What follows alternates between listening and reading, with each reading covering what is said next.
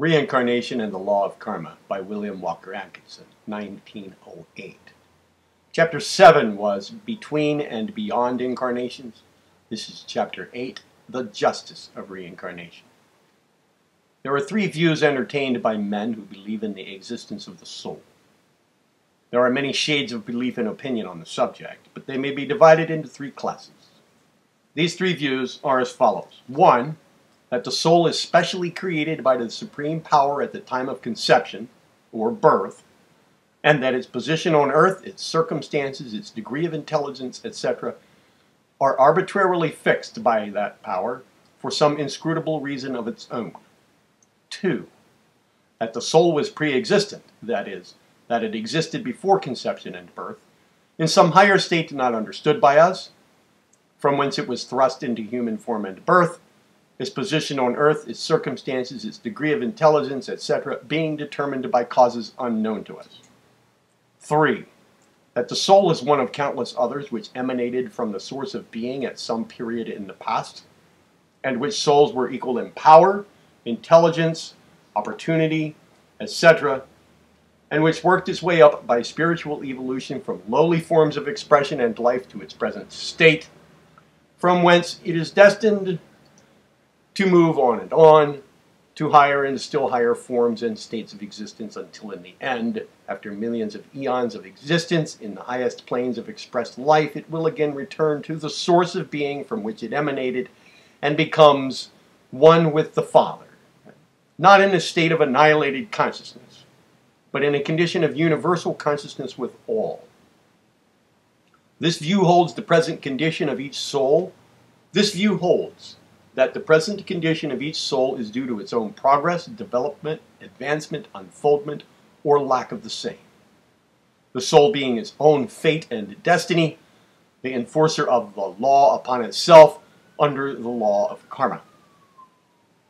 Considering the first named view, namely that the soul is newly created, and that its condition has been arbitrarily fixed by the divine power, the student free from prejudice or fear finds it difficult to escape the conclusion that under this plan of creation, there was lacking a manifestation of divine justice. Even admitting the inability of the finite mind to fully grasp infinite principles, man is still forced to the realization of the manifest inequality and injustice of the relative positions of human beings on earth, providing that the same is thrust arbitrarily upon them. And it would seem that no amount of future reward could possibly equalize or explain these conditions. Unless there be something back of it all, it would certainly seem that injustice was manifested. Of course, many argue that the idea of justice has nothing to do with the universal processes. But all who think of a divine being filled with love and justice are compelled to think that such qualities must manifest themselves in the creations of such a being.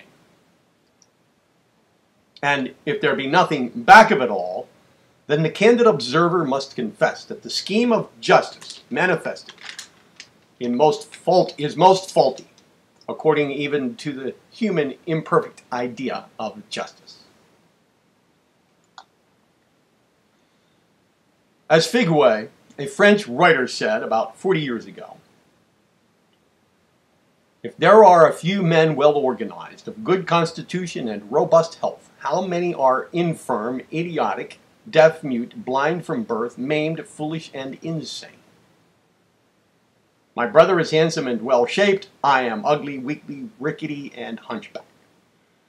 Yet we are sons of the same mother. Some are born into opulence, others into the most dreadful want. Why am I not a prince and a great lord instead of a poor pilgrim on the earth, ungrateful and rebellious? Why was I born in Europe and at Paris, whereby civilization and art life is rendered supportable and easy, instead of seeing the light under the burning skies of the tropics, where, dressed out in a beastly muzzle, a skin black and oily, and locks of wool, I should have been exposed to the double torments of a deadly climate and a barbarous society? Why is not a wretched African Negro in my place in Paris in conditions of comfort? We have, either of us, done nothing to entitle us to our assigned places. We have invited neither this favor nor that disgrace. Why is the unequal distribution of the terrible evils that fall upon some men and spare others? How have these deserved the partiality of fortune, who live in happy lands, while many of their brethren suffer and weep in other parts of the world? He continues. Figaway continues.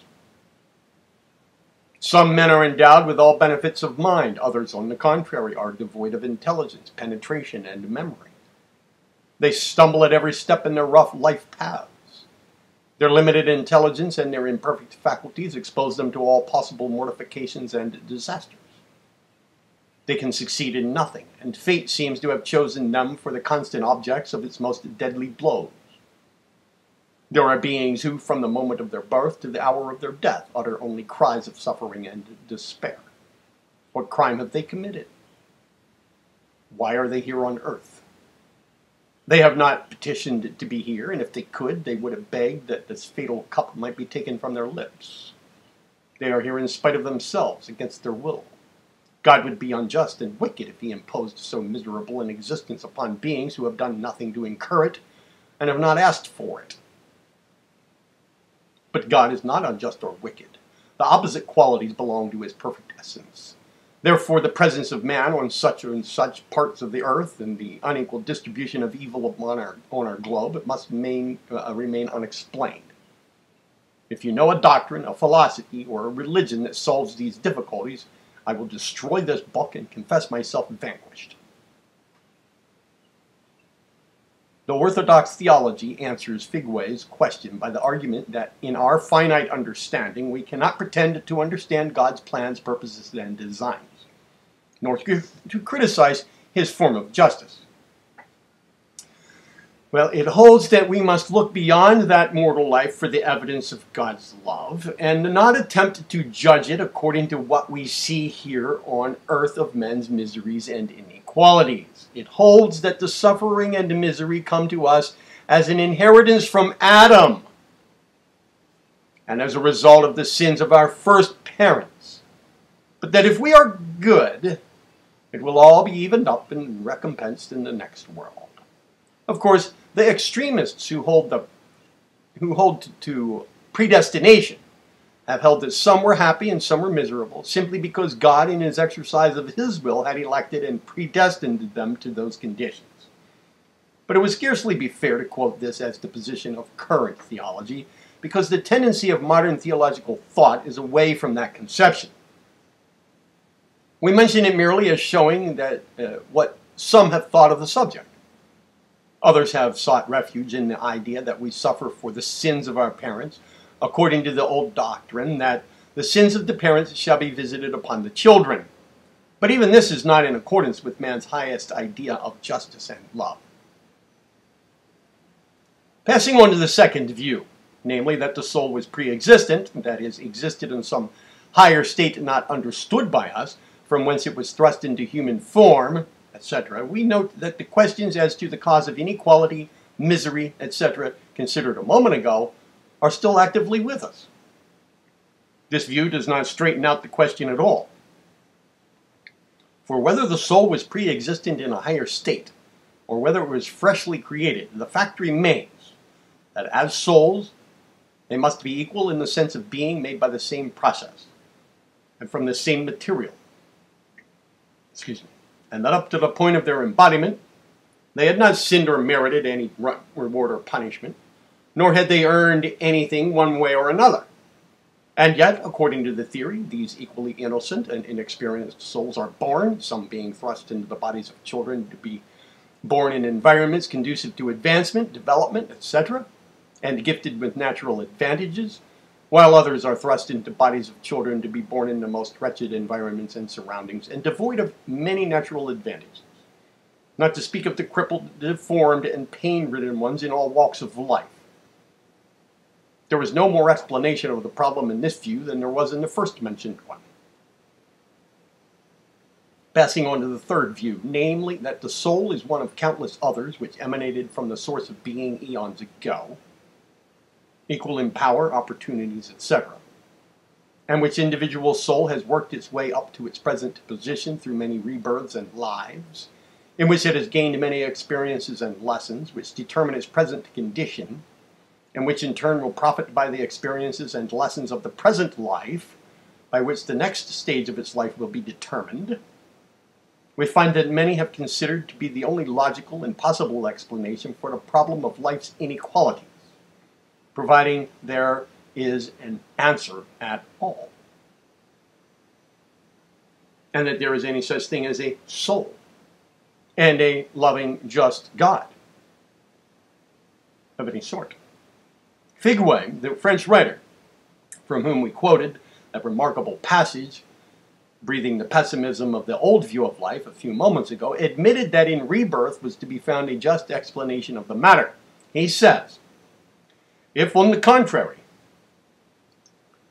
we admit the plurality of human existences and reincarnation, that is, the passage of the same soul through several bodies, all this is made wonderfully clear. Our presence on such or such part of the earth is no longer the effect of a caprice or of fate, or the result of chance. It is merely a station in a long journey that we make through the world. Before our birth, we have already lived, and this life is the sequel and result of previous ones. We have a soul that we must purify, improve, and ennoble during our stay upon earth. Or having already completed an imperfect and wicked life, we are compelled to begin a new one, and thus strive to rise to the level of those who have passed on to higher planes. The advocates of reincarnation point out that the idea of justice is fully carried out in that view of life, inasmuch as what we are is determined by what we have been, and that what we shall be is determined by what we are now, and that we are constantly urged on by the pressure of the unfolding spirit, and attracted upward by the Divine One.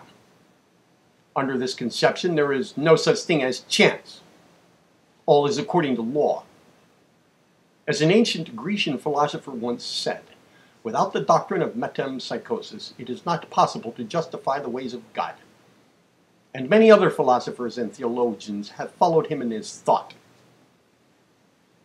If we enjoy, we have earned it. If we suffer, we have earned it. In both cases, through our own endeavors and efforts, and not by chance, nor by reason of the merits or demerits of our forefathers, nor because of predestination or election to that fate.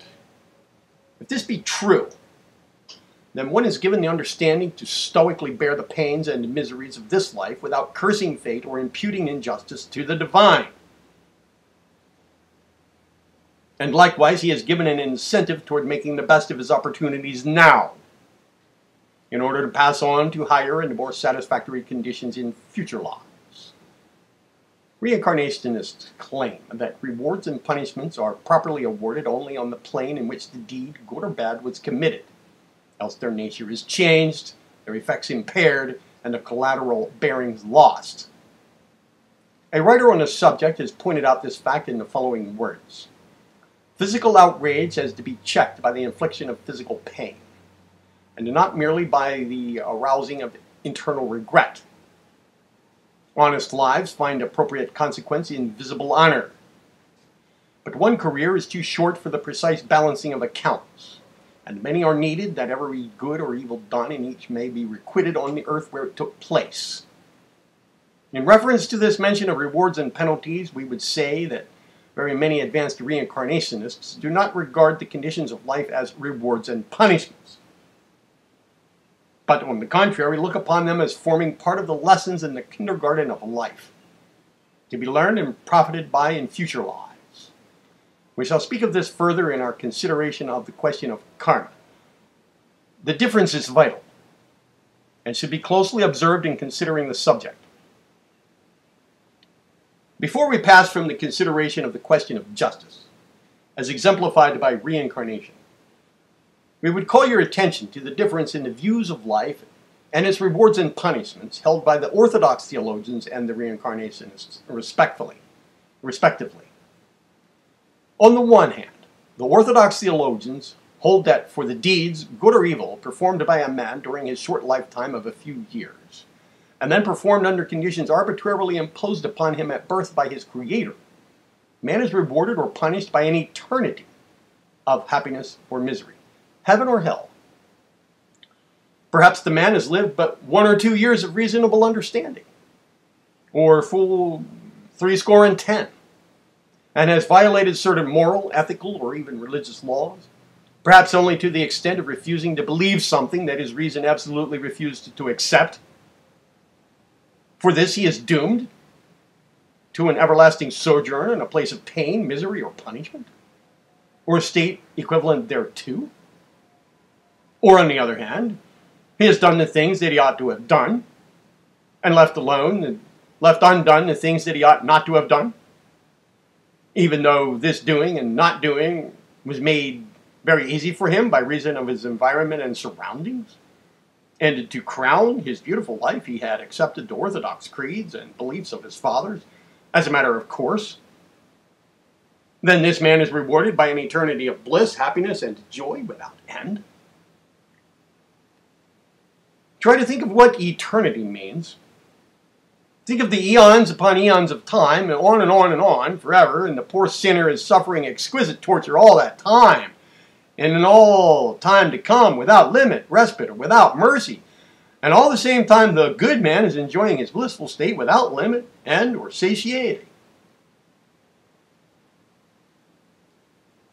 At the time of probation, during which the two worked out their future fate, was a grain of, and the time of probation, during which the two worked out their future fate, was as a grain of sand, as compared to the countless universes in space, in all eternity, a relation which reduces the span of man's lifetime to almost absolutely nothing.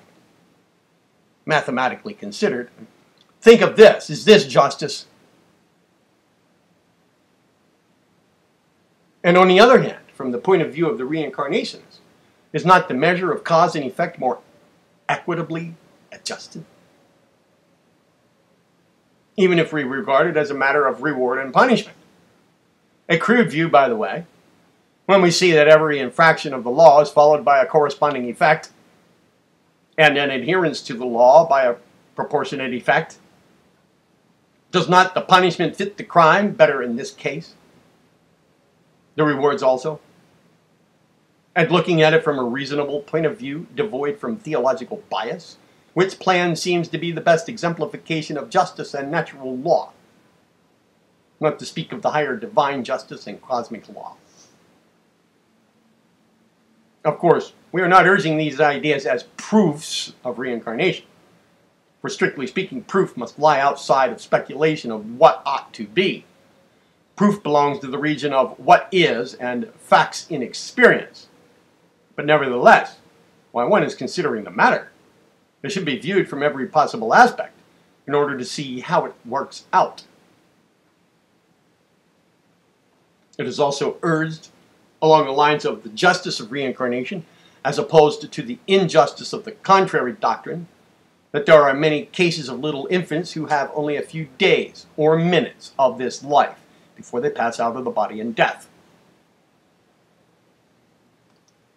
According to the anti-reincarnation doctrine, these little souls have been freshly created, placed into physical bodies, and then without having had to taste of the experiences of life, are ushered into the higher planes, there to pass an eternal existence, while other souls have to live out their long lives of earth in order to reach the same higher states, and then, according to the prevailing doctrine, even then, they may have earned eternal punishment instead of eternal bliss. According to this idea, the happiest fate would be for us all to die as infants, providing we were, of course, baptized. Some good souls would add. And the death of an infant would be the occasion for the greatest rejoicing on the part of those who love it. But in spite of the doctrine, human nature does not so act. According to the doctrine of reincarnation, the little babe's soul was but pursuing the same path as the rest of the race. It had its past, as well as its future, according to law and justice. While if the ordinary view be correct, no one would begrudge the infant its happy fate. Still, one would have good cause for complaint, as the inequality and injustice of others have to live out long lives of pain, discomfort, and misery for no cause, instead of being at once translated into a higher life as was the infant. If the ordinary view be true, then why the need of earth life at all? Why not create a soul and then place it in the heavenly realms at once? If it is possible and proper in some cases, why not in all? If the experience is not indispensable, then why impose it on certain souls when all are freshly created and equal in merit and deserts?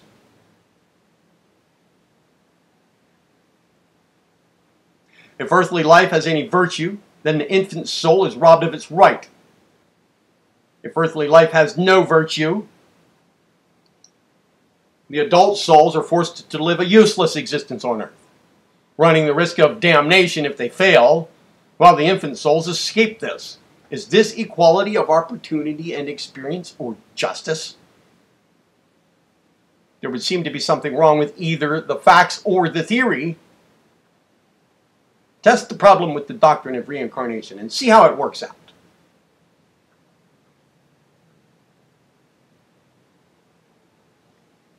Chapter 9 will be the argument for reincarnation.